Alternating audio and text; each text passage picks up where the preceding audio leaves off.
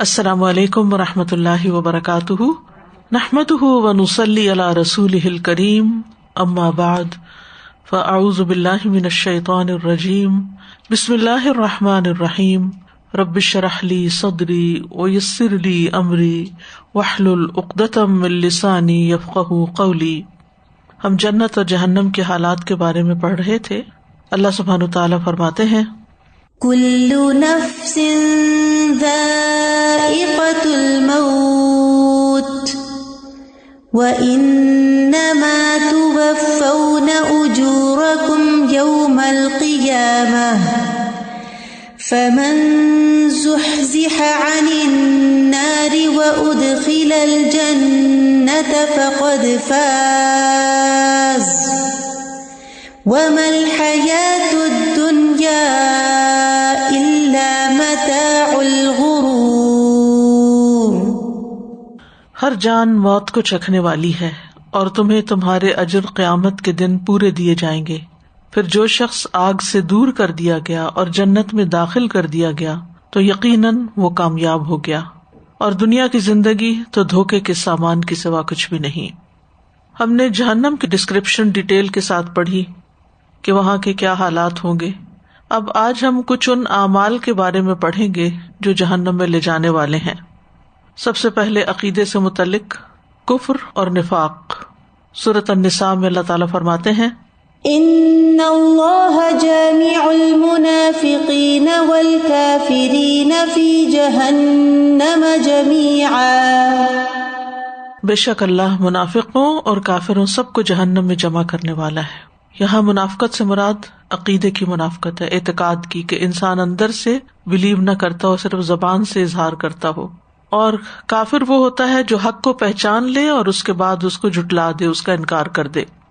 اسی طرح سورۃ النساء کی آیت نمبر 168 میں اللہ تعالیٰ فرماتے ہیں، ان الذين كفروا وظلموا لم يكن الله ليغفر لهم ولا ليهديهم طريقا الا طريق جهنم خالدين فيها ابدا وكان ذلك على الله يسيرا۔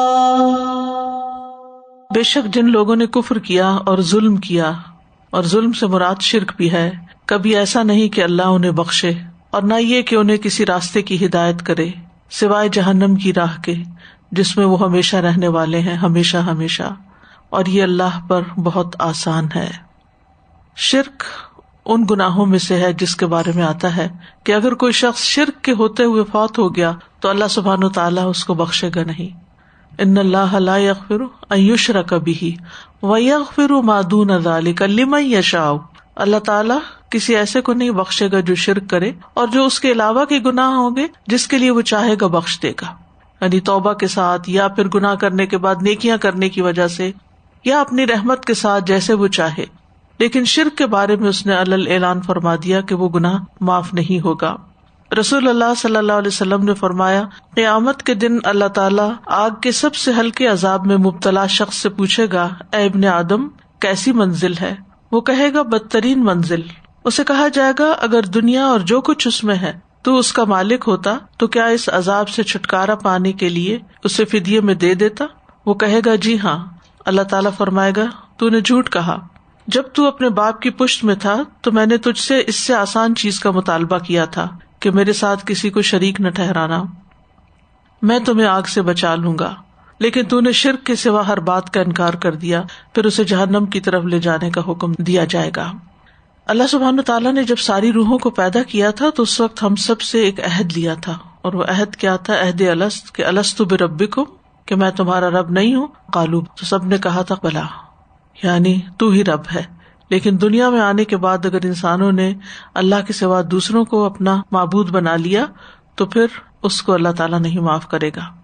پھر اللہ تعالیٰ کے بارے میں برے گمان رکھنا، بدگمانی کرنا، ناراضگی کا اظہار کرنا۔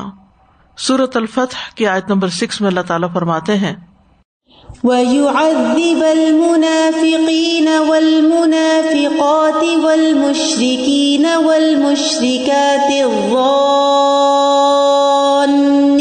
بِاللَّهِ بالله ظن السوء عليهم دائرة السوء وغضب الله عليهم ولعنهم وأعد لهم جهنم وساءت مصيرا۔ اور تاکہ ان منافق مردوں اور منافق عورتوں اور مشرک مردوں اور مشرک عورتوں کو سزا دے جو اللہ کے بارے میں برے گمان کرنے والے ہیں، انہی پر بری گردش ہے، یعنی جیسا کوئی اللہ کے ساتھ گمان رکھتا پھر اللہ تعالیٰ بھی اس کے ساتھ ویسے ہی معاملہ کرتا ہے۔ اور اللہ ان پر غصے ہوا اور اس نے ان پر لعنت کی اور ان کے لیے جہنم تیار کی اور وہ لوٹنے کی بری جگہ ہے۔ اسی طرح اللہ تعالیٰ کی عبادت سے تکبر کرنا، یعنی عبادت کے عمل کو حقیر سمجھنا اور اس کو نہ کرنا۔ سورۃ غافر آیت 60 میں اللہ تعالیٰ فرماتے ہیں وَقَالَ رَبُّكُمُ ادْعُونِي أَسْتَجِبْ لَكُمْ إِنَّ الَّذِينَ يَسْتَكْبِرُونَ عَنْ عِبَادَتِي سَيَدْخُلُونَ جَهَنَّمَ دَاخِرِينَ۔ اور تمہارے رب نے فرمایا مجھے پکارو، میں تمہاری دعا قبول کروں گا، بے شک وہ لوگ جو میری عبادت سے تکبر کرتے ہیں عنقریب ذلیل و خوار ہو کر جہنم میں داخل ہوں گے۔ پھر اسی طرح اللہ کی آیات اور اس کے رسولوں کا مذاق اڑانا، سورۃ الکہف کی آیت نمبر 106 میں آتا ہے ذَلِكَ جَزَاؤُهُمْ جَهَنَّمُ بِمَا كَفَرُوا وَاتَّخَذُوا آيَاتِي وَرُسُلِي هُزُوًا۔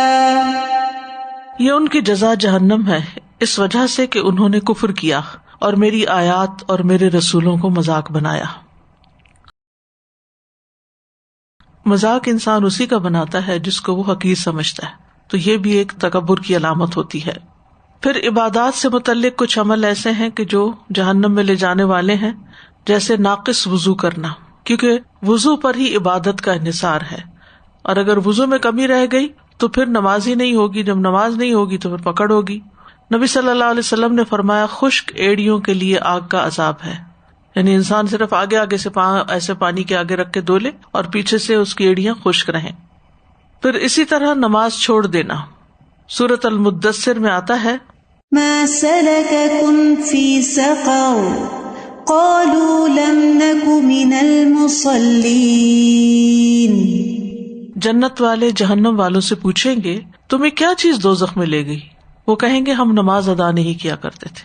نماز نہ پڑھنا بہت بڑا جرم ہے، اور وہ واضح طور پر اپنے قصور کا اعتراف کریں گے کہ اس وجہ سے ہمیں جہنم میں جانا پڑا۔ پھر زکوٰۃ نہ دینا، کیونکہ یہ اسلام کی بنیادی پلرز ہیں، فرائض ہیں، تو فرائض کو ادا نہ کرنے والا پکڑا جاتا ہے۔ نبی صلی اللہ علیہ وسلم کی بیوی حضرت عائشہ سے مروی ہے، وہ کہتی ہیں ایک دن رسول اللہ صلی اللہ علیہ وسلم میرے پاس تشریف لائے، آپ نے میرے ہاتھوں میں چاندی کی موٹی موٹی انگوٹھیاں دیکھی، آپ نے دریافت کیا اے عائشہ یہ کیا ہے؟ میں نے عرض کیا اللہ کے رسول میں نے اس لیے بنوائی ہیں تاکہ آپ کی خاطر زیب و زینت اختیار کروں۔ آپ نے پوچھا کیا تم اس کی زکوٰۃ ادا کرتی ہو؟ میں نے کہا نہیں، یا اسی طرح کی کوئی بات کہی۔ آپ نے فرمایا تمہیں جہنم میں لے جانے کے لیے یہی کافی ہے۔ تو اس سے یہ پتہ چلتا ہے کہ جو پہننے والا زیور ہوتا ہے اس پر بھی زکوٰۃ ہوتی ہے۔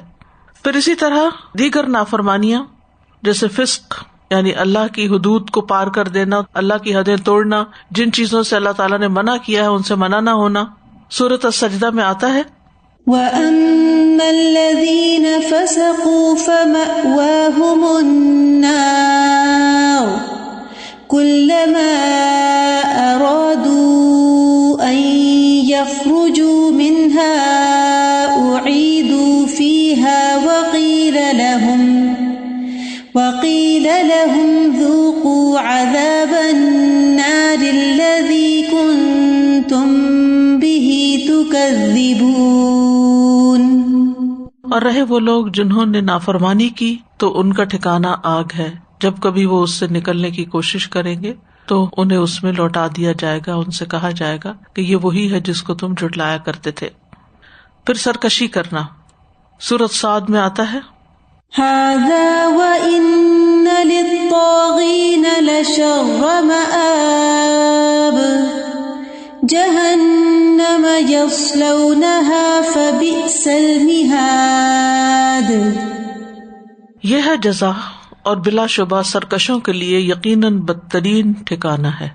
سرکشی ہوتا ہے ٹرانسگریشن. جہنم وہ اس میں داخل ہوں گے، سو وہ برا بچھونا ہے. یعنی جو اللہ تعالیٰ کے حکم کے آگے سر نہیں جھکاتے.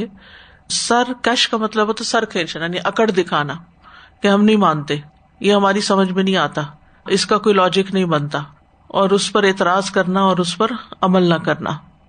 اسی طرح سورۃ الجن میں آتا ہے وَأَنَّا مِنَّا الْمُسْلِمُونَ وَمِنَّا الْقَاسِطُونَ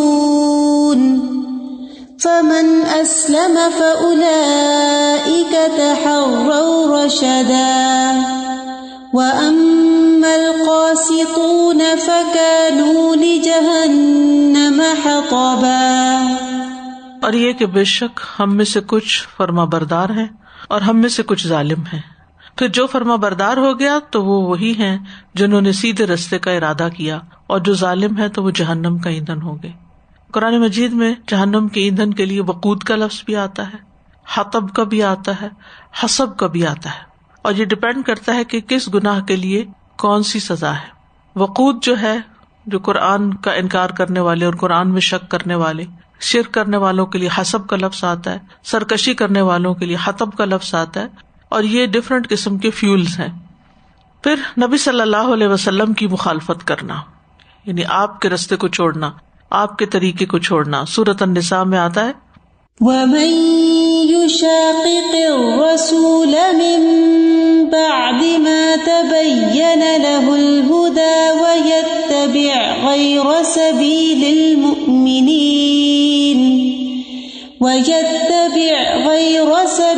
الْمُؤْمِنِينَ نُوَلِّهِ مَا تَوَلَّى وَنُصْلِهِ جَهَنَّمَ وَسَاءَتْ مَصِيرًا. اور جو کوئی رسول کی مخالفت کرے اس کے بعد کہ اس کے لیے ہدایت خوب واضح ہو چکی ہے، یعنی ہر چیز اس نے پڑھ لی، سمجھ لی، جان لی، اور اس کے بعد مخالفت شروع کر دی، اور مومنوں کے راستے کے سوا کسی اور کی پیروی کرے، ہم اسے اسی طرف پھیر دیں گے جس طرف وہ پھرے گا، اور ہم اسے جہنم میں جھونکیں گے، اور وہ بری لوٹنے کی جگہ ہے. پھر اسی طرح سورۃ التوبہ میں آتا ہے أَلَمْ يَعْلَمُوا أَنَّهُ مَن يُحَادِدِ اللَّهَ وَرَسُولَهُ فَأَنَّ لَهُ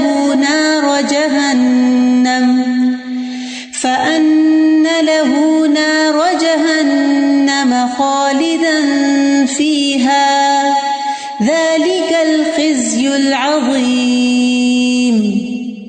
کیا انہوں نے نہیں جانا کہ بے شک حقیقت یہ ہے کہ جو کوئی اللہ اور اس کے رسول کا مقابلہ کرے، یعنی ان کی مخالفت کرے، وہ کسی کام کے لیے بلائے اور یہ کوئی اور سوچے، تو بے شک اس کے لیے جہنم کی آگ ہے، اس میں ہمیشہ رہنے والا ہے. یہی بہت بڑی رسوائی ہے، یعنی بے عزتی کی بات بھی ہے. پھر اسی طرح نبی صلی اللہ علیہ وسلم پر جھوٹ باندھنا، یعنی جھوٹی حدیثیں گھڑنا. فرمایا من کذب علی متعمدا فلیتبوأ مقعدہ من النار. جس نے جان بوجھ کر میری طرف کوئی جھوٹی بات منسوب کی، اس نے اپنا ٹھکانہ جہنم میں بنا لیا. پھر اسی طرح سنت کو چھوڑ کر بدعات کو اختیار کرنا. سنن نسائی میں آتا ہے کل بدعت ضلالہ وکل ضلالۃ فی النار. رسول اللہ صلی اللہ علیہ وسلم نے فرمایا ہر بدعت گمراہی ہے اور ہر گمراہی کا ٹھکانہ آگ ہے. پھر اسی طرح شیطان کی پیروی.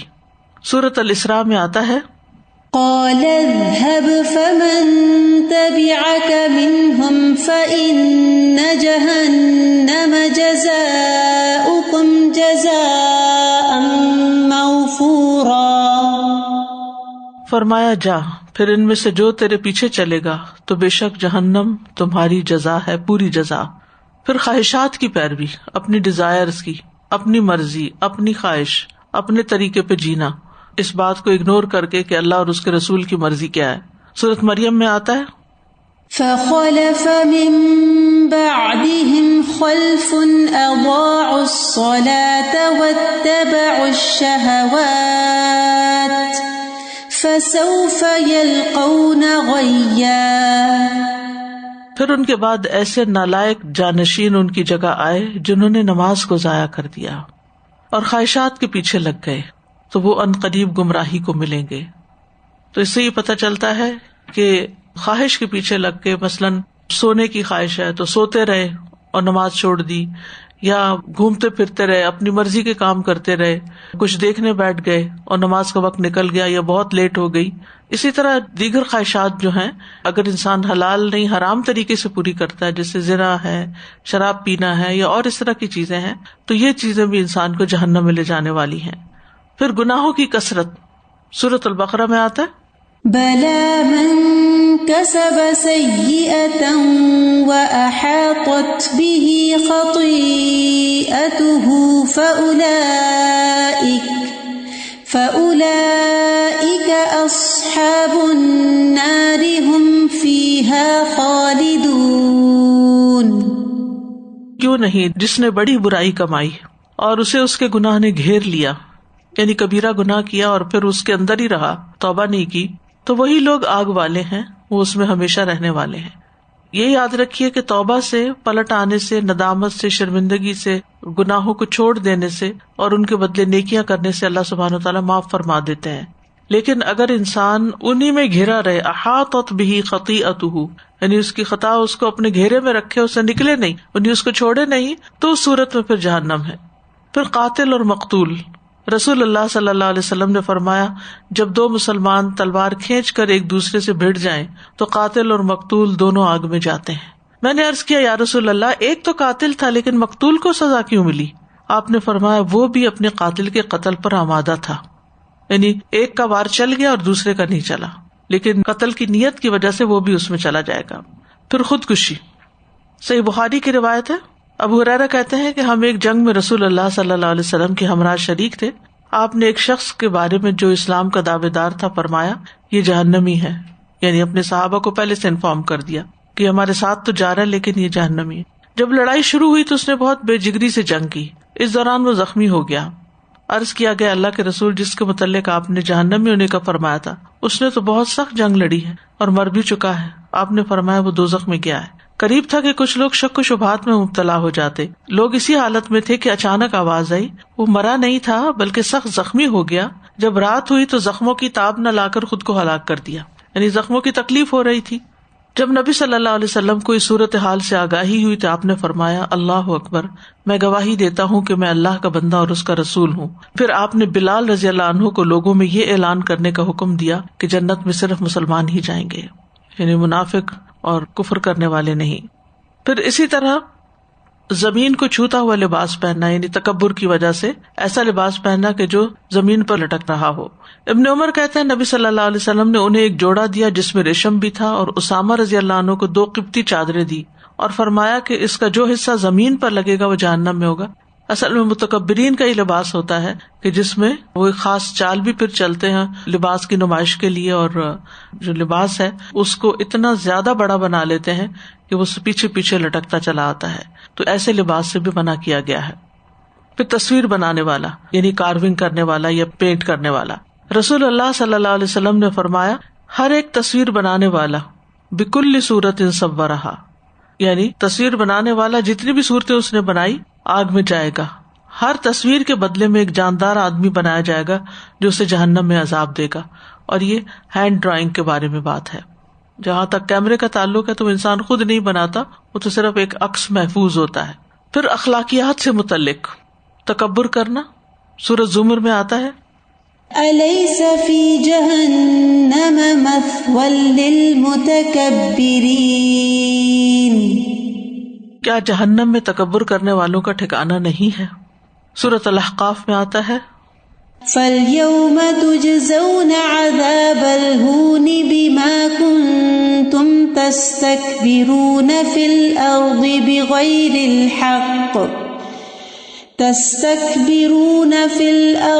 بِغَيْرِ الْحَقِّ وَبِمَا كُنتُمْ تَفْسُقُونَ. سو آج تمہیں ذلت کے عذاب کا بدلہ دیا جائے گا اس لیے کہ تم زمین میں کسی حق کے بغیر تکبر کرتے تھے. ذرہ برابر تکبر بھی جہنم میں لے جانے کا باعث ہے. نبی صلی اللہ علیہ وسلم نے فرمایا جس کے دل میں رائی کے دانے برابر بھی تکبر ہوگا اللہ اسے چہرے کے بل جہنم میں اوندھا کر کے ڈال دے گا. علم پر فخر کرنا اور علم کو بھی تکبر اس میں شامل ہو جاتا ہے. حذیفہ رضی اللہ عنہ فرماتے ہیں میں نے رسول اللہ صلی اللہ علیہ وسلم کو یہ فرماتے ہوئے سنا علم اس لیے حاصل نہ کرو کہ علماء کے سامنے فخر کرو یا جاہلوں سے بحث اور تکرار کرو یا لوگوں کو اپنی طرف مائل کرو، اس لیے کہ جو ایسا کرتا ہے وہ دوزخ میں جائے گا. یعنی علم جو ہے وہ عمل کے لیے ہے، اللہ کی مرضی کے مطابق زندگی بسر کرنے کے لیے، یا پھر آگے دوسروں کو سکھانے کے لیے. فخر کرنے کے لیے نہیں کہ مجھے تو اتنا کچھ آتا ہے، یا کسی سے بحث تکرار کرنے کے لیے نہیں کہ اس کو نیچا دکھایا جائے، یا لوگوں کو اپنی طرف متوجہ کرنے اور مائل کرنے کے لیے نہیں کہ لوگ میرے شدائی یا میرے فین بن جائیں. پھر ہے حسب نسب پہ فخر کرنا کہ میں فلاں قبیلے سے ہوں، فلاں خاندان سے ہوں. رسول اللہ صلی اللہ علیہ وسلم کے دور میں 2 آدمیوں نے اپنا نسب نامہ بیان کیا. ان میں سے ایک نے دوسرے سے کہا میں تو فلاں بن فلاں ہوں، تو کون ہے؟ تیری ماں نہ رہے. یعنی میں تو فلاں فلاں ہوں، تکبر کیا نا ایک طرح سے. تو رسول اللہ صلی اللہ علیہ وسلم نے فرمایا کہ موسیٰ علیہ السلام کے دور میں 2 آدمیوں نے اپنا نسب نامہ بیان کیا. ان میں سے ایک نے دوسرے سے کہا کہ میں تو فلاں بن فلاں ہوں، اور اس نے اپنے آباء و اجداد میں سے 9 افراد کے نام گنوائے کہ وہ بڑے بڑے لوگ تھے، میں ان کی اولاد میں سے ہوں. کہا تو کون ہے؟ تیری ماں نہ رہے. یعنی اسے حقیر سمجھ کے کہا. اس نے کہا میں فلاں بن اسلام ہوں، میرا تو فلاں باپ اور دادا ہے اور میں تو اسلام کا بیٹا ہوں. یعنی میری پہچان یا آئیڈینٹی ذات، رنگ، نسل نہیں ہے بلکہ اسلام ہے. اللہ تعالیٰ نے موسیٰ علیہ السلام پر ان دونوں کے حوالے سے وحی بھیجی کہ اے 9 آدمیوں کی طرف نسبت کرنے والے، وہ سب جہنم میں ہیں. وہ جن پہ تو بڑا فخر کرتا ہے وہ جہنم میں ہے، اور 10واں تو خود ان کے ساتھ ہوگا. اور اے 2 جنتی آدمیوں کی طرف اپنے آپ کو منسوب کرنے والے، تو جنت میں ان کے ساتھ تیسرا ہوگا. بہت سے لوگ تو شادی کرنے کے معاملے میں اتنا جھگڑا کھڑا کر دیتے ہیں کہ وہ فلاں ہماری برادری سے نہیں ہے اور فلاں کا حسب نسب ٹھیک نہیں ہے. تو سب آدم کی اولاد ہیں، اور یہ تو لوگوں نے خود سے خود تقسیم کر لی، کوئی بڑا بن بیٹھا اور کسی کو چھوٹا کر دیا. پھر اپنے لیے لوگوں کا قیام پسند کرنا کہ لوگ میرے لیے کھڑے ہوں، مجھے ویلکم کریں، میرا استقبال کریں، یا اگر وہ کریں تو اس پر اپنے آپ کو بڑا خوش محسوس کرنا.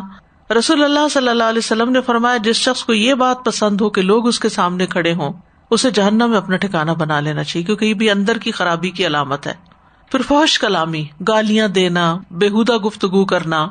رسول اللہ صلی اللہ علیہ وسلم نے فرمایا بد کلامی دل کی سختی سے ہے، اور دل کی سختی آگ سے ہے. یعنی والجفاء فی النار، یعنی جفا جو ہے دل کی سختی یہ آگ میں ہوگی. سخت دل والے لوگ مراد ہیں. گفتگو میں بے احتیاطی کرنا. معاذ بن جبل کہتے ہیں یا رسول اللہ ہم جو کچھ بولتے ہیں کیا اس پہ بھی ہماری پکڑ ہوگی؟ آپ نے فرمایا معاذ تمہاری ماں تمہیں روئے، لوگوں کو ان کے چہروں کے بل جہنم میں ان کی زبانوں کی کھیتی کے سوا کیا اور بھی کوئی چیز اوندا گرائے گی؟ یعنی جو زبانوں کی کھیتی ہوگی کٹے گی، یعنی جو منہ سے لفظ نکلیں گے اور وہ اللہ تعالیٰ کو ناپسند آئیں گے یا لوگوں کو ہرٹ کریں گے، تو وہ الفاظ کافی ہیں انسان کو جہنم میں لے جانے کے لیے. ابو ہریرہ کہتے ہیں کہ رسول اللہ صلی اللہ علیہ وسلم نے فرمایا بندہ ایک بات زبان سے نکالتا ہے اور اس کے متعلق سوچتا نہیں کہ کتنا گناہ ہے، جس کی وجہ سے وہ دوزخ میں اتنی دور پھسل کر گرتا ہے جتنی مشرق و مغرب کی دوری. اس کا یہ مطلب نہیں کہ اگر اچانک کوئی منہ سے ایسی بات نکل گئی ہے جس پہ اتنا غور نہیں کیا تھا، اس کا مطلب یہ ہے کہ انسان غلط بات کرتا ہے اور اس کو غلط ہی نہیں سمجھتا. یعنی بے دھیانی کا مطلب یہاں کیا ہے کہ وہ اس کے بارے میں غور ہی نہیں کرتا کہ وہ کیا کلمہ بول رہا ہے. بعض اوقات ہم اللہ سبحانہ وتعالیٰ کے بارے میں بات کرتے ہوئے، اس کی کسی صفت کے بارے میں بات کرتے ہوئے، یا اللہ سبحانہ وتعالیٰ کی طرف سے اپنے پاس سے باتیں کرنے لگ جاتے ہیں، یا اسی طرح نبی صلی اللہ علیہ وسلم پر کوئی بات باندھ دیتے ہیں یا کوئی مذاق اڑا دیتے ہیں کسی حدیث کا یا کچھ. تو ان سب چیزوں سے پرہیز کرنا چاہیے. یعنی ہم بڑے لائٹ وے میں بات کر رہے ہوتے ہیں یا اس کو کچھ بڑا سمجھتے نہیں کہ یہ کوئی بڑی بات ہے، حالانکہ وہ بہت بڑی بات ہوتی ہے. بات ہے نا تحسبونہ ہینا وہو عند اللہ عظیم. تم اس کو معمولی سمجھتے ہو، حالانکہ اللہ کے نزدیک وہ بہت بڑی بات ہے. کہ کسی کے بارے میں کوئی اسکینڈل مشہور ہے تو بغیر سوچے سمجھے، بغیر اس کی تحقیق کیے اس کو آگے بیان کر دینا. مومن پہ بہتان لگانا، اس کو ایکیوز کرنا. یحییٰ بن راشد کہتے ہیں کہ ہم عبداللہ بن عمر کے انتظار میں بیٹھے تھے حتیٰ کہ وہ تشریف لے آئے اور بیٹھے. پھر کہا میں نے رسول اللہ صلی اللہ علیہ وسلم سے سنا ہے، آپ فرماتے تھے جس شخص کی سفارش اللہ کی کسی حد کی تنفیذ میں آڑے آئی، یعنی کسی پہ حد جاری ہوئی تھی اور کسی نے سفارش کی کہ نہیں کرو، تحقیق اس نے اللہ کی مخالفت کی. اور جس نے جانتے بوجھتے ہوئے باطل کی حمایت میں جھگڑا کیا تو وہ اللہ کی ناراضگی میں رہے گا حتیٰ کہ اس سے باز آ جائے. اور جس نے کسی مومن کے بارے میں کوئی ایسی بات کہی جو اس میں تھی نہیں، کوئی ایسا الزام اس پہ لگا دیا، کوئی ایسا عیب اس سے منسوب کر دیا جو اس میں ہے نہیں، تو اللہ اسے جہنمیوں کی پیپ میں ڈالے گا، طینۃ الخبال میں، حتیٰ کہ اپنی بات سے باز آ جائے. تو اس لیے لوگوں کے بارے میں اوپینین دیتے ہوئے، ججمنٹ پاس کرتے ہوئے انسان کو بہت محتاط رہنے کی ضرورت ہے. پھر ناشکرا پن اور خیر سے روکنا، حد سے بڑھنا. سورۃ قاف میں اللہ تعالیٰ فرماتے ہیں القیا فی جہنم کل کفار عنید مناع للخیر معتد مریب الذی جعل مع اللہ الہا آخر فألقیاہ فی العذاب الشدید. جہنم میں پھینک دو تم دونوں ہر زبردست ناشکرے کو جو بہت اناد یعنی دشمنی رکھتا ہے، یعنی حق والوں سے، حق سے، جو خیر کو بہت روکنے والا، حد سے گزرنے والا، شک کرنے والا یعنی اللہ پر، دین پر، قرآن پر، جس نے اللہ کے ساتھ دوسرا معبود بنا لیا، سو دونوں اسے بہت سخت عذاب میں ڈال دو. اس میں شرک بھی آتا ہے، ناشکرا پن بھی آتا ہے، خیر سے روکنا بھی، حد سے بڑھنا معاملات میں. پھر اسی طرح دھوکہ دینے والا. رسول اللہ صلی اللہ علیہ وسلم نے فرمایا مکر اور دھوکہ آگ میں لے جائیں گے، یعنی دوسروں کو چیٹ کرنا. سخت مزاجی. آپ صلی اللہ علیہ وسلم نے فرمایا کیا میں تمہیں اہل جہنم کی خبر نہ دوں؟ وہ سخت مزاج، بدخو اور تکبر کرنے والا ہے. یعنی جہنم میں جانے والے جو ہیں وہ کیسے ہیں؟ بدخو، تکبر کرنے والا اور سخت مزاج، یعنی نہ کسی کی بات سننے والا، نہ کسی کی ماننے والا، اور خیر خائی کی بجائے بدخوئی کرنے والا، یعنی پیٹ پیچھے بھی برائی کرنے والا اور برا چاہنے والا بھی. ایک ہوتا ہے نا خیر خواہ، اور ایک ہوتا ہے بد خواہ اور بدخو، جو کسی کا برا چاہے اور اس کے بارے میں بری بری باتیں کرے. غیبت کے لیے بھی پنجابی میں بدخوئی کا لفظ آتا ہے. جابر انسان. ابو ہریرہ کہتے ہیں رسول اللہ صلی اللہ علیہ وسلم نے فرمایا ایک مرتبہ جنت اور جہنم میں باہمی مباحثہ ہوا. جنت کہنے لگی کہ مجھ میں صرف فقراء اور کم حیثیت لوگ داخل ہوں گے. جہنم کہنے لگی مجھ میں صرف جابر اور متکبر لوگ داخل ہوں گے. اللہ نے جہنم سے فرمایا کہ تو میرا عذاب ہے، میں جسے چاہوں گا تیرے ذریعے اسے سزا دوں گا. اور جنت سے فرمایا تو میری رحمت ہے، میں جس پر چاہوں گا تیرے ذریعے رحم کروں گا. پھر اسی طرح لوگوں کو سخت سزائیں دینا. خالد بن ولید کہتے ہیں میں نے رسول اللہ صلی اللہ علیہ وسلم کو فرماتے ہوئے سنا قیامت کے روز اللہ کے ہاں اس آدمی کو شدید ترین عذاب دیا جائے گا جو دنیا میں لوگوں کو سخت سزائیں دیتا تھا. اب اس میں ہمارا دھیان عام طور پہ چلا جاتا ہے بڑے بڑے بادشاہوں کی طرف یا پولیس کی طرف یا کوئی ایسے لوگوں کی طرف کہ جو عام طور پر مجرموں کے ساتھ ڈیل کرتے ہیں. اگر وہ حق کے ساتھ کرتے ہیں تو اس پہ پکڑ نہیں، لیکن اگر وہ زیادتی کرتے ہیں تو پھر پکڑ ہے. لیکن اس کے علاوہ بھی آپ دیکھیں کہ بعض اوقات آپ نے ایسے ویڈیو کلپس دیکھے ہوں گے کہ جس میں کوئی مولوی حضرات جو ہیں وہ بچوں کو اتنا مار رہے ہیں، ظلم کر رہے ہیں. تو یہ بھی اس میں شامل ہو جاتا ہے کہ چھوٹی سی غلطی پر بڑی بڑی سزا دے دینا، گھنٹوں کھڑا کر دینا، دھوپ میں کھڑا کر دینا، کان پکڑوا کے کھڑا کر دینا، یعنی معمولی بات پر بڑی سزا. اچھا پھر ایک یہ ہے کہ ہم دوسروں کی بات کیوں کریں، ہم اپنے اپنے گھروں میں دیکھیں کہ کئی مائیں جو ہیں وہ بچوں کے لیے بہت ظالم ہوتی ہیں. یعنی چھوٹے چھوٹے بچوں کو، معصوم بچوں کو مارتی، پیٹتی، ڈانٹتی، ڈپٹتی، پٹخا کے مارتی، ان کو ذلیل کرتی. تو بچوں کی سیلف اسٹیم بالکل لو ہو جاتی ہے، کانفیڈینس کھو بیٹھتے ہیں اور غمگین ہو جاتے ہیں، ساری زندگی کے لیے دکھی ہو جاتے ہیں. کیونکہ ماں باپ ہی ایسا سہارا ہوتے ہیں کہ جن کے پاس انسان غم لے جاتا ہے اور وہ غموں کو ہلکا کرتے ہیں. اور کہاں یہ کہ ماں باپ ہی ویسے نکل آئیں. اسی طرح بعضوں کا ستیلے والدین جو ہیں ان کے بارے میں کہانیاں مشہور ہیں کہ وہ ظلم کرتے ہیں. لٹرلی کسی نے مجھے بتایا کہ وہ ایک ماں جو تھی وہ سر کے اوپر مارتی تھی بچے کے، اور کھانے کو صحیح نہیں دیتی تھی، اور وہ سخت مزدوری کرواتی اور کام کرواتی. تو کتنی کہانیاں ستیلی ماؤں کی مشہور ہیں. اسی طرح ساس کا بہو پہ ظلم کرنا، یا بہو کا وائس ورثہ ساس پہ کرنا، کہ بوڑھے ہیں اور خیال نہ رکھنا. تو ظلم جو ہے اس کی کوئی بھی ایسی قسم جس میں لوگوں کو تکلیف پہنچے، بیسیکلی یہاں لوگوں کو اذیت دینے کی بات ہے. تو جو دنیا میں کسی کو تکلیف دے گا قیامت کے دن اس کو بھرے گا. اسی طرح بعض باتیں جو ہوتی ہیں وہ بھی بہت سخت ہو جاتی ہیں. یعنی چھوٹی سی کسی غلطی تو تانے دینا شروع کر دینا، گالیاں دینا شروع کر دینا. تو ان سب چیزوں سے پرہیز کرنے کی ضرورت ہے. پھر اسی طرح لوگوں پہ ظلم کرنے کی ایک اور حدیث ہے صحیح مسلم میں. رسول اللہ صلی اللہ علیہ وسلم نے فرمایا دوزخ والوں کی دو قسمیں ہیں کہ جنہیں میں نے نہیں دیکھا. ایک قسم تو ان لوگوں کی ہے جن کے پاس بیلوں کے دموں کی طرح کوڑے ہیں جن سے وہ لوگوں کو مارتے ہیں. اور دوسری عورتوں کے بارے میں جو آگے آئے گا. پھر جانوروں پہ ظلم کرنا، یعنی انسانوں کے علاوہ جانوروں پہ. رسول اللہ صلی اللہ علیہ وسلم نے فرمایا میرے سامنے جہنم پیش کی گئی تو میں نے اس میں بنی اسرائیل کی ایک عورت دیکھی جسے اپنی بلی کے بارے میں عذاب دیا جا رہا تھا. اس نے اسے باندھ دیا تھا، نہ اسے کچھ کھلایا پلایا، نہ ہی اسے چھوڑا کہ وہ زمین کے چھوٹے موٹے جاندار اور پرندے وغیرہ کھا لیتی، یعنی خود اپنے لیے ہنٹ کر لیتی. تو اس میں بھی بہت پکڑ ہے. یعنی بنی اسرائیل کے لوگ اپنے وقت کے مسلمان تھے، تو یہ وہ سزائیں ہیں کہ جو مسلمانوں کو بھی ہو سکتی ہیں. پھر جاہلیت کی پکارنا. نبی صلی اللہ علیہ وسلم نے فرمایا جس نے جاہلیت کا نعرہ لگایا وہ جہنم کے ایندھنوں میں سے ایک ایندھن ہے. جاہلیت کا پکار کیا تھی؟ جیسے ایک موقع پر انصار اور مہاجرین میں کچھ کشمکش ہو گئی تو انصار نے پکارا یا للانصار اور دوسروں نے یا للمہاجرین. تو نبی صلی اللہ علیہ وسلم نے فرمایا دعوہا، ان باتوں کو چھوڑو، یہ جاہلیت کی پکار ہے یا جاہلیت کی گندی چیزوں میں سے ہے.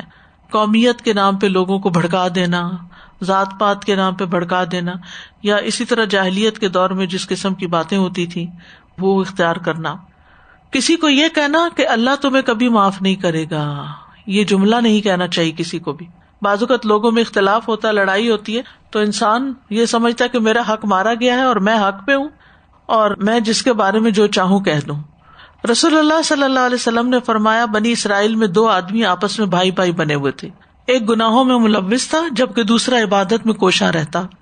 عبادت میں راغب جب بھی دوسرے کو گناہ میں دیکھتا تو اسے کہتا کہ باز آ جا. آخر ایک دن اس نے دوسرے کو گناہ میں پایا تو کہا باز آ جا. اس نے کہا مجھے رہنے دو، میرا معاملہ میرے رب کے ساتھ ہے، کیا تو مجھ پہ نگران بنا کے بھیجا گیا؟ تو اس نے کہا اللہ کی قسم اللہ تجھے کبھی معاف نہیں کرے گا، یا یہ کہا کہ تجھے جنت میں داخل نہیں کرے گا. استغفر اللہ. وہ دونوں فوت ہوئے، رب العالمین کے سامنے جمع ہوئے. اللہ نے عبادت میں کوشش کرنے والے سے فرمایا کیا تو میرے متعلق جاننے والا تھا، یا جو میرے ہاتھ میں اس پر تجھے قدرت حاصل تھی؟ اور پھر گناہگار سے فرمایا جا میری رحمت سے جنت میں داخل ہو جا. اور دوسرے کے متعلق کہا جا تو جہنم میں جا. یعنی یہ دنیا میں عبادت کر رہا تھا لیکن زبان کی بے احتیاطی کی وجہ سے اس کے لیے جہنم ہو گئی، اور وہ جو برے کام کر رہا تھا وہ اللہ کی رحمت کی وجہ سے معاف کر دیا گیا. تو لوگوں کے بارے میں ججمنٹل ہونا جو ہے یہ بھی ایک بہت بڑی غلطی. فلاں ایسا ہے، فلاں کا تو یہ انجام ہوگا، یا یہ کہ بعض اوقات مائیں غصے میں آ کر بچوں کو اس قسم کی باتیں کرتی ہیں، ڈوب مرو، تمہارا بیڑا غرق ہو، یا اور اس قسم کے جملے جو بد دعاؤں کی شکل میں ہوتے ہیں. تو ان سے بھی پرہیز کرنا چاہیے، کیونکہ اگر وہ اس کا مستحق نہ ہو تو کیا ہوتا ہے، جو بولنے والا ہے وہ پلٹ کے واپس اس پہ آ جاتی ہے بات. یا یہ کہنا کہ تمہاری زندگی میں تو کبھی کوئی خیر ہو ہی نہیں سکتی، تم کبھی کما نہیں سکو گے، تمہارے اندر تو کوئی برکت نہیں ہوگی، تمہارا یہ نہیں ہونے والا، تمہارا وہ نہیں ہونے والا. ایسی کبھی کوئی بات نہ کرے، اس لیے کہ اللہ کو پتا ہے کہ کس کے ساتھ کیا ہونے والا ہے. یعنی جو چیزیں اللہ تعالیٰ کے اختیار میں ہیں ان کو بندوں کو اپنے اختیار میں نہیں لینا چاہیے، بندوں کو ان کے بارے میں فیصلہ نہیں کرنا چاہیے. پھر مسلمان بھائی سے ناراض رہنا. رسول اللہ صلی اللہ علیہ وسلم نے فرمایا مسلمان کے لیے 3 دن سے زائد اپنے مسلمان بھائی کو چھوڑنا جائز نہیں. جس نے 3 دن سے زائد چھوڑ دیا اور اسی حالت میں مر گیا تو وہ آگ میں داخل ہوگا. پھر اسی طرح والدین کی خدمت نہ کرنا.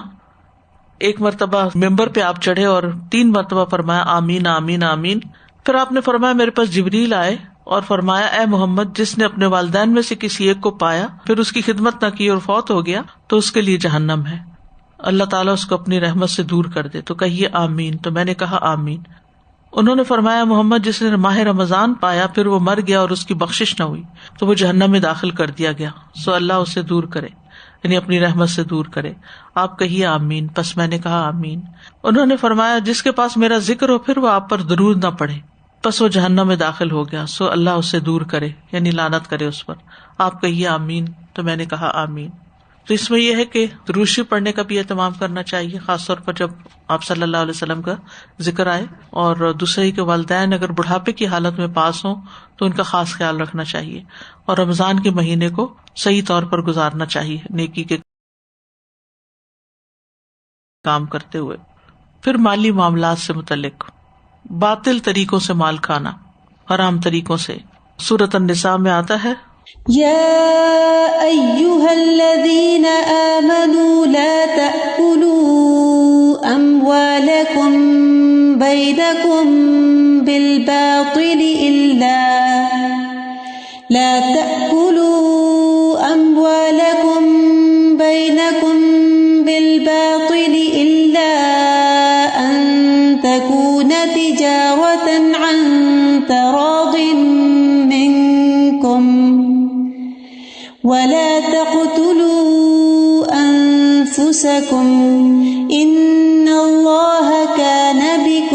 رحيما ومن يفعل ذلك عدوانا وظلما فسوف نصليه نارا وكان ذلك على الله يسيرا۔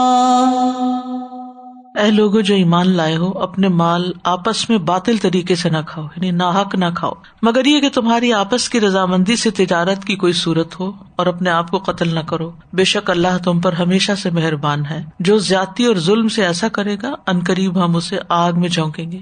خطاب کس سے ہے؟ یا الذین آمنوا سے، اور یہ اللہ پر ہمیشہ سے بہت آسان ہے۔ پھر جھوٹی قسمیں کھا کے دوسروں کا حق مارنے والا۔ ابو امامہ کہتے ہیں رسول اللہ صلی اللہ علیہ وسلم نے فرمایا، جس نے اپنی قسم کے ذریعے سے کسی مسلمان کا حق مارا، اللہ نے اس کے لیے آگ واجب کر دی اور اس پر جنت حرام ٹھہرائی۔ ایک شخص نے آپ سے کہا، اگرچہ وہ معمولی سی چیز ہو، اے اللہ کے رسول، آپ نے فرمایا چاہے وہ پیلو کے درخت کی ایک شاخ ہی کیوں نہ ہو۔ تو اس سے یہ پتہ چلتا ہے کہ کسی کا حق مارنا، کسی کی چیز اس کی رضامندی کے بغیر چھین لینا، یہ درست نہیں۔ اور آپ دیکھیں کہ ہمارے معاشرے میں کس قدر اس معاملے میں لاپرواہی برتی جاتی ہے کہ یتیم کے مال پہ قبضہ کر لینا، بیواؤں کے ساتھ زیادتی کرنا، ان کے مالوں پہ قبضہ کر لینا، وراثت کی تقسیم نہ کرنا، اور جس کے ہاتھ جو لگا وہ اسی سے فائدہ اٹھاتا رہے۔ پھر یتیموں کا مال کھانا۔ ان الذين يأكلون اموال اليتامى ظلما انما يأكلون في بطونهم نارا وسيصلون سعيرا۔ بے شک جو لوگ یتیموں کے اموال ظلم سے کھاتے ہیں وہ اپنے پیٹوں میں آگ کے سوا کچھ نہیں کھاتے، اور وہ عنقریب بھڑکتی آگ میں داخل ہوں گے۔ پھر اسی طرح حرام کمائی کرنا۔ فرمایا جس نے گناہ اور حرام کا مال کمایا پھر اس سے رشتے دار کو دیا یا صدقہ کیا یا اسے اللہ کے راستے میں خرچ کیا، یہ سارے نیکی کی جگہ ہیں خرچ کرنے کی، تو اس کے سب مال کو جمع کیا جائے گا، پھر اسے اس کے ساتھ جہنم میں پھینکا جائے گا۔ پھر ہے سود کھانا، پھر مال جمع کر کے رکھنا۔ سود کھانے کے بارے میں صحیح بخاری کی وہ روایت ہے جس میں آپ نے 2 لوگوں کو دیکھا جو بیت المقدس میں آپ کو لے گئے، پھر وہاں سے وہ چلے تو خون کی نہر پر آئے، وہاں کنارے پہ ایک شخص کھڑا تھا اور نہر کے بیچ میں ایک شخص تھا، اور پھر جو کنارے پر شخص تھا وہ پتھر لے کے اس کو مارتا تھا، اور جب پوچھا گیا یہ کون ہے تو کہا گیا کہ یہ سود کھانے والا ہے۔ پھر مال جمع کر کر کے رکھنا اور اس میں سے زکوٰۃ وغیرہ ادا نہ کرنا۔ وَيْلٌ لِكُلِّ هُمَزَةٍ لُمَزَةٍ الَّذِي جَمَعَ مَالًا وَعَدَّدَهُ يَحْسَبُ أَنَّ مَالَهُ أَخْلَدَهُ كَلَّا لَيُنبَذَنَّ فِي الْحُطَمَةِ۔ بڑی ہلاکت ہے ہر بہت تانا دینے والے، بہت عیب لگانے والے کے لیے، وہ جس نے مال جمع کیا اور اسے گن گن کر رکھا، یعنی کسی حقدار کو اس کا حق نہیں دیا، وہ گمان کرتا ہے کہ بے شک اس کا مال ہمیشہ اسے زندہ رکھے گا، ہرگز نہیں، یقیناً وہ ضرور حطمہ میں پھینکا جائے گا۔ تو اس سے کیا پتہ چلتا ہے کہ جو مال کا خزانہ بنا کے رکھتے ہیں، جیسے ایک اور جگہ پر بھی آتا ہے کہ جس مال میں سے زکوٰۃ ادا نہیں کی جاتی، کنز جس کو کہتے ہیں، تو بشر الکانزین کی بات ہے کہ انسان مال کی زکوٰۃ ادا نہ کرے، حقداروں کو حق نہ دے، جو اس کے آس پاس ضرورت مند ہوں ان کا خیال نہ رکھے، تو ایسی صورت میں مال جمع کرنا جو ہے وہ وبال کا باعث ہے۔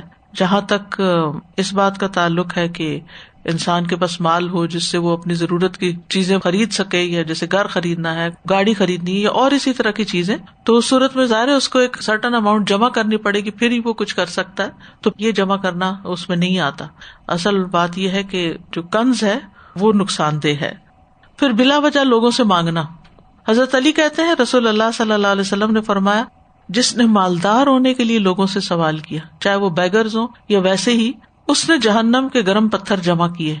لوگوں نے عرض کیا مالداری کیا ہے؟ فرمایا ایک شب کا کھانا، یعنی اگر رات کا کھانا کسی کے گھر میں موجود ہے تو پھر اس کے لیے جائز نہیں کہ وہ لوگوں سے مانگتا پھرے۔ پھر گم شدہ مال چرانا، یعنی کسی کا مال چرا لینا۔ رسول اللہ صلی اللہ علیہ وسلم نے فرمایا ضالۃ المسلم حرق النار، مومن کا گم شدہ جانور جہنم کی آگ کا شعلہ۔ اسی طرح خیانت کرنا۔ عمر بن خطاب کہتے ہیں کہ غزوہ خیبر میں چند صحابہ نبی صلی اللہ علیہ وسلم کی خدمت میں حاضر ہو کر عرض کرنے لگے کہ فلاں آدمی شہید ہے، یہاں تک کہ ایک آدمی پر گزر ہوا تو اس کے متعلق بھی کہنے لگے یہ بھی شہید ہے۔ آپ نے فرمایا ہرگز نہیں، میں نے چادر یا عبا کی چوری کی وجہ سے اس کو جہنم میں دیکھا ہے، یعنی مال غنیمت میں چوری، اللہ کے مال میں سے خیانت، اس وجہ سے اس کے لیے جنت حرام ہو گئی. اللہ رحم کرے. ایک چادر کی وجہ سے اگر ہے تو جو اتنی بڑی بڑی کرپشنز ہوتی ہیں اور سرکاری خزانے سے مال چرایا جاتا ہے تو اس کا کیا ہوگا. اللہ تعالیٰ سب کو توبہ کی توفیق دے. پھر دنیا داری سے متعلق فَأَمَّا مَن طَغَى وَآثَرَ الْحَيَاةَ الدُّنْيَا فَإِنَّ الْجَحِيمَ هِيَ الْمَأْوَىٰ. جو شخص حد سے بڑھ گیا اور اس نے دنیا کی زندگی کو ترجیح دی, بے شک جہنم ہی اس کا ٹھکانہ ہے. چاندی کے برتنوں میں کھانا پینا. رسول اللہ صلی اللہ علیہ وسلم نے فرمایا, جو شخص چاندی کے برتن میں پیتا ہے وہ اپنے پیٹ میں جہنم کی آگ گھٹ گھٹ کر کے ڈال رہا ہے. پھر ذمہ داریوں کو پورا نہ کرنا. رسول اللہ صلی اللہ علیہ وسلم نے فرمایا, جو شخص کسی رعایا کا نگہبان بنے پھر اسے دھوکہ دے تو وہ آگ میں ہے. پھر اسی طرح غلط فیصلے کرنا, لا علمی میں فیصلے کرنا, جیسے ججز وغیرہ ہوتے ہیں. پھر عورتوں سے متعلق کچھ احادیث ہیں. رسول اللہ صلی اللہ علیہ وسلم نے فرمایا, بے شک فساق جہنمی ہے. کہا گیا, اللہ کے رسول فساق کون ہے؟ فرمایا, عورتیں ہیں. ایک آدمی نے کہا, اللہ کے رسول کیا وہ ہماری مائیں اور بہنیں نہیں اور بیویاں نہیں؟ آپ نے فرمایا, کیوں نہیں, لیکن جب ان کو نعمتیں ملتی ہیں تو شکر ادا نہیں کرتی, اور جب ان کو آزمایا جاتا ہے تو صبر نہیں کرتی. یعنی ان دو چیزوں کی کمی کی وجہ سے. تو جو بھی نعمت ہو اس کو اکنالج کریں, اس کو اپریشیٹ کریں, اس پہ شکر ادا کریں جو دینے والا, کیونکہ شکر ادا کرنے میں چیز کو بھی اپریشیٹ کرتے ہیں اور جو دے رہا اس کو بھی اپریشیٹ کرتے ہیں. ایک اور جگہ پر آپ نے فرمایا, اے عورتوں کی جماعت صدقہ کرو کیونکہ میں نے جہنم میں زیادہ تمہیں کو دیکھا ہے. انہوں نے کہا, یا رسول اللہ ایسا کیوں؟ فرمایا, تم لان تان بہت کرتی ہو اور شوہر کی ناشکری کرتی ہو. پھر زبان سے اذیت دینا. ابو ہریرہ کہتے ہیں, ایک آدمی نے بارگاہ نبوت میں عرض کیا, یا رسول اللہ صلی اللہ علیہ وسلم, بے شک فلاں عورت کثرت سے نماز, روزہ اور صدقہ کرنے میں مشہور ہے. یعنی بہت نمازیں بھی پڑھتی ہے, روزے بھی بہت رکھتی ہے, صدقہ بھی کرتی. اگر ہم کسی ایسے بندے کو دیکھتے ہوں کہ واہ کیا شان ہے, کتنا عبادت گزار انسان ہے, لیکن اپنی زبان سے پڑوسیوں کو ستاتی ہے, فرمایا وہ جہنمی ہے. یعنی یہ زبان کی تیزی جو ہے اور اس سے دوسروں کو تکلیف دینا جو ہے, یہ بڑی بڑی نیکیوں کو کہا جاتا ہے. تو انسان کے لیے خاموش ہو جانا زیادہ بہتر ہے کسی ایسے موقع پر جہاں اس کو بولنے کی بہت طلب ہو رہی ہو, بنسبت اس کے کہ وہ کسی کو ستائے. پھر بچوں کو جان بوجھ کے دودھ نہ پلانے والی عورتوں کے پستانوں کو سانپوں کا نوچنا. رسول اللہ صلی اللہ علیہ وسلم نے فرمایا, میرے پاس 2 آدمی آئے, انہوں نے میرا بازو پکڑا اور دشوار گزار پہاڑ پہ لے گئے. ہم ایسی عورتوں کے پاس سے گزرے کہ سانپ ان کے پستانوں کو نوچ رہے تھے, سانپ کاٹ رہے تھے ان کو, یعنی ان کی بریسٹ کو. میں نے پوچھا, یہ عورتیں کون ہیں؟ انہوں نے کہا, یہ اپنے بچوں کو دودھ نہ پلانے والی عورتیں. یعنی بعض عورتیں یہ کہ ہمارا فکر خراب ہو جائے گا, وہ بچوں کو دودھ سے محروم کرتی ہیں. تو یہ بچوں کا حق ہے, تو حق سے محروم کرنا جو ہے ظلم ہے, اور اس کی وجہ سے بچے ساری زندگی کمزوری میں گزارتے ہیں اور بیماریوں میں بعض اوقات پڑ جاتے ہیں کیونکہ امیونٹی بھی ان کی اسٹرانگ نہیں ہوتی. تو یہ ماں کی طرف سے ظلم ہے, اس لیے اس پر پکڑ ہے. ہاں اگر ماں بیمار ہے یا بچہ دودھ ہی نہیں پیتا یا کسی وجہ سے خشک ہو گیا ہے تو وہ تو ظاہر اس میں نہیں آتا. پھر اسی طرح شرم و حیا سے عاری ہونا. رسول اللہ صلی اللہ علیہ وسلم نے فرمایا, دوزخ والوں کی 2 قسمیں جو میں نے نہیں دیکھی.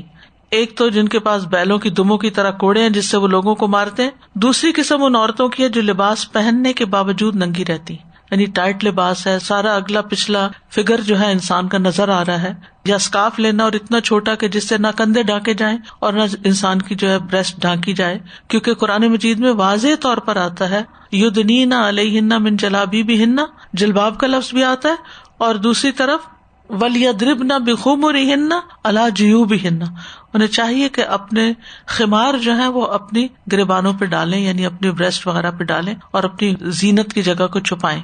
اور اسی طرح یہ کہ جو نیچے کا لباس ہے اس کو بھی دیکھنا چاہیے کہ وہ اتنا ٹائٹ تو نہیں, یا بازو اتنے ٹائٹ تو نہیں کہ پورا فگر نظر آ رہا ہو, کیونکہ باہر نکلتے ہوئے چادر لینے کا یا اوپر کے ڈریس کا مطلب ہی یہی ہے کہ انسان اپنے آپ کو باحیا رکھے. فرمایا, وہ عورتیں جنت میں داخل نہ ہوں گی اور نہ جنت کی خوشبو پا سکیں گی, جبکہ جنت کی خوشبو اتنی مسافت سے محسوس کی جا سکتی ہے, یعنی دور دور تک آ رہی ہوگی, لیکن ان عورتوں تک نہیں پہنچے گی. پھر جہنم سے بچانے والے کچھ اعمال ہیں جن میں سب سے پہلے توحید خالص, لا الہ الا اللہ کا سچے دل سے اقرار کرنا. پھر شہادتین کا اقرار. معاذ رضی اللہ عنہ نبی صلی اللہ علیہ وسلم کے پیچھے سواری پر تھے. آپ نے فرمایا, اے معاذ بن جبل. انہوں نے عرض کی, سعادت مندی کے ساتھ حاضر ہوں یا رسول اللہ صلی اللہ علیہ وسلم. آپ نے فرمایا, اے معاذ. انہوں نے عرض کیا, سعادت مندی کے ساتھ حاضر ہوں اللہ کے رسول, اور یہ 3 مرتبہ فرمایا. اس کے بعد آپ نے فرمایا جو شخص سچے دل سے اس بات کی گواہی دے کہ اللہ کے سوا کوئی معبود نہیں اور بے شک محمد صلی اللہ علیہ وسلم اللہ کے رسول ہیں، تو اللہ اس کو دوزخ کی آگ پہ حرام کر دیتا ہے۔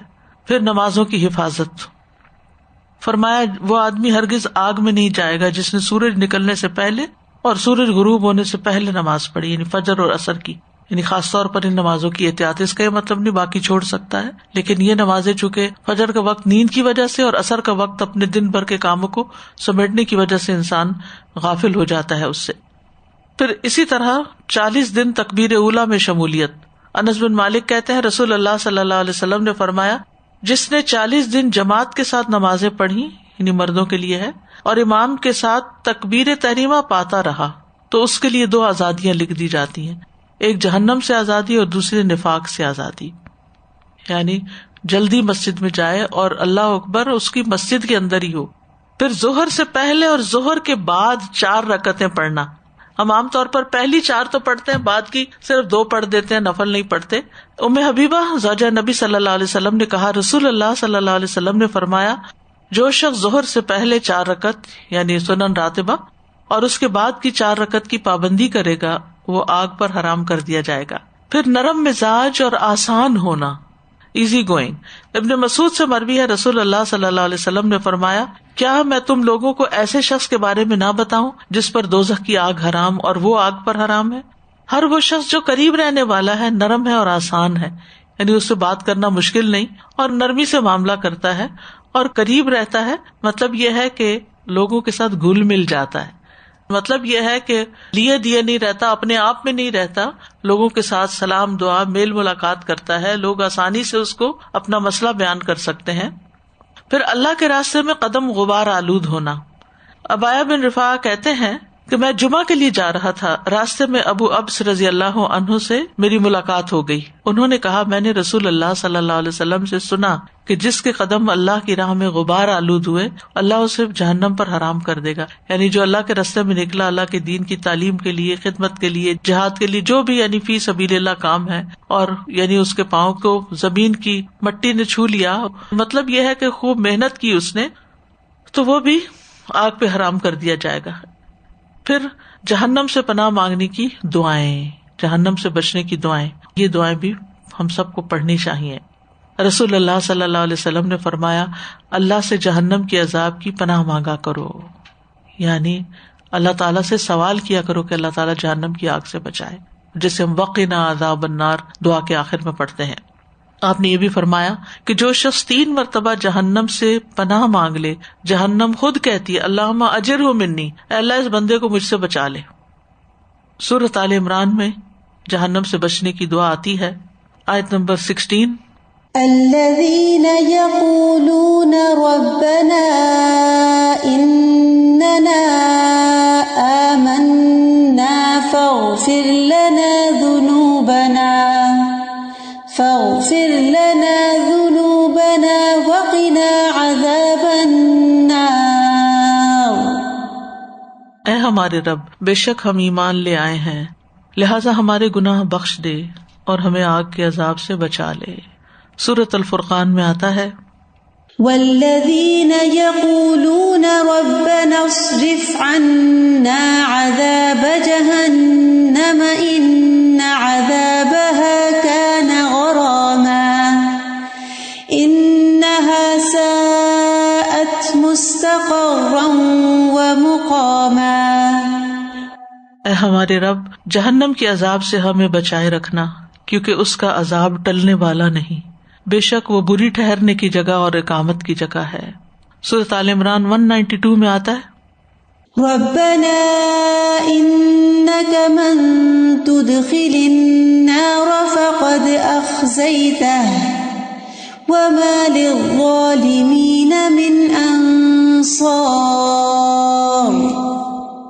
اے ہمارے رب بے شک تو جسے آگ میں ڈالے سو یقیناً تو نے اسے رسوا کر دیا اور ظالموں کے لیے کوئی مددگار نہیں۔ آل عمران 191 میں آتا ہے الذين يذكرون الله قياما وقعودا وعلى جنوبهم ويتفكرون في خلق السماوات والأرض ربنا ما خلقت هذا باطلا سبحانك فقنا عذاب النار. اے ہمارے رب، تو نے یہ بے مقصد پیدا نہیں کیا، تو پاک ہے، سو ہمیں آگ کے عذاب سے بچا لے. آمین. اسی طرح حدیث میں بھی دعا آتی ہے، اللہم انی اعوذ بک من الکسل والحرم والمأثم والمغرم ومن فتنة القبر وعذاب القبر ومن فتنة النار وعذاب النار. اے اللہ، بے شک میں تیری پناہ مانگتا ہوں سستی سے، بہت زیادہ بڑھاپے سے، گناہ سے، قرض سے، اور قبر کی آزمائش سے، اور قبر کے عذاب سے، اور آگ کی آزمائش سے، اور آگ کے عذاب سے. کتنی زبردست دعا ہے یہ، صحیح بخاری کی ہے. اللہ ہم سب کو ان چیزوں سے محفوظ رکھے. پھر تشہد میں جہنم سے پناہ مانگنے کا حکم ہے. ابو ہریرہ رضی اللہ عنہ سے روایت ہے کہ رسول اللہ صلی اللہ علیہ وسلم نے فرمایا، جب تم میں سے کوئی تشہد پڑھے تو وہ اللہ سے 4 چیزوں کی پناہ مانگے. جہاں ہم رب جلنی والی دعا پڑھتے ہیں نا، اس جگہ اللہم انی اعوذ بک من عذاب جہنم ومن عذاب القبر ومن فتنة المحیا والممات ومن شر فتنة المسیح الدجال. اے اللہ، میں تجھ سے جہنم کے عذاب اور قبر کے عذاب اور زندگی اور موت کے فتنے اور مسیح دجال کے فتنے کے شر سے پناہ مانگتا ہوں. یہ صحیح مسلم کی روایت ہے. رات کو سوتے وقت کی جو دعا ہے اس میں بھی جہنم سے پناہ مانگی گئی ہے.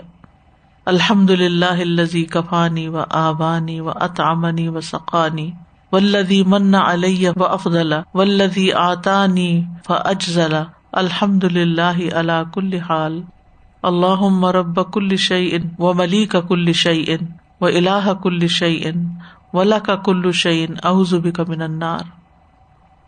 اس اللہ کا شکر جس نے میری کفایت کی، مجھے ٹھکانہ دیا، مجھے کھلایا پلایا. وہ ذات جس نے مجھ پر مہربانی کی اور احسان فرمایا، اور وہ ذات جس نے مجھے دیا اور خوب دیا. ہر حال ہی میں اللہ کا شکر. اے اللہ، ہر چیز کے رب اور ہر چیز کے مالک اور ہر چیز کے معبود، ہر چیز تیری ہی ملکیت میں ہے، میں آگ سے تیری پناہ مانگتا ہوں. رسول اللہ صلی اللہ علیہ وسلم نے فرمایا، جس آدمی نے بستر پر لیٹ کر یہ دعا پڑھی، یہ سونے کی دعاؤں میں سے ہے، ایپ بھی ہے سونے جاگنے کے اذکار، اس میں آپ دیکھ سکتے ہیں. الحمدللہ الذی کفانی و آوانی، الحمدللہ الذی اطعمنی و سقانی، الحمدللہ الذی من علی فافضل، اللہم انی اسألک بعزتک ان تنجینی من النار. ساری تعریف اس اللہ کے لیے ہے جس نے میری کفایت کی اور مجھے ٹھکانہ دیا. ساری تعریف اس اللہ کے لیے جس نے مجھے کھلایا اور پلایا. ساری تعریف اس اللہ کے لیے جس نے مجھ پر مہربانی کی اور احسان کیا. اے اللہ، میں تجھ سے تیری عزت کے واسطے سے سوال کرتا ہوں کہ تو مجھے آگ سے نجات دے. تو اس نے تمام مخلوقات کی بیان کردہ اللہ کی تعریفات کہہ ڈالی. یعنی ایسا ہی ہے جیسے ساری مخلوق اللہ کی تعریف کر رہی ہے، اس کے برابر اس نے اللہ کی تعریف کر دی. تو یہاں ہمارا یہ باب ختم ہوا. سادہ بس اسی دعا کے حوالے سے میں بات کری تھی کہ جو بھی آپ نے ابھی دعا پڑھی آخری، کہ جب لیٹ کے پڑھتے ہیں تو ایسا لگتا ہے کہ سارا دن میں اگر ادھر ادھر انسان کا فوکس نہیں ہوتا ہے، چیزوں کے شکر ادا کرنے میں کرتے رہتے ہیں، لیکن جو رات کو وہ ایک ساری چیزوں کو جمع کر کے کہ اینڈ میں بالکل سوتے وقت ایک ریمائنڈر کہ اللہ تعالیٰ کہ سب کچھ تو نے دیا، اور پھر ان دنیا کی چیزوں کے ساتھ آگ کے عذاب سے بچانا. اصل تو یہی ہے نا ہمارا کہ ہم اس کو مانگیں، لیکن ساتھ میں مٹیریل چیزیں جو دی اس کا کتنا شکر ساتھ. بہت بہت اچھی دعا ہے. اور الحمدللہ اب یہ ایپ میں ہے اور موبائل پہ آپ لیٹ کے بھی پڑھ سکتے ہیں. وآخر دعوانا ان الحمدللہ رب العالمین. سبحانک اللہم وبحمدک، اشہد ان لا الہ الا انت، استغفرک واتوب الیک. السلام علیکم ورحمۃ اللہ وبرکاتہ.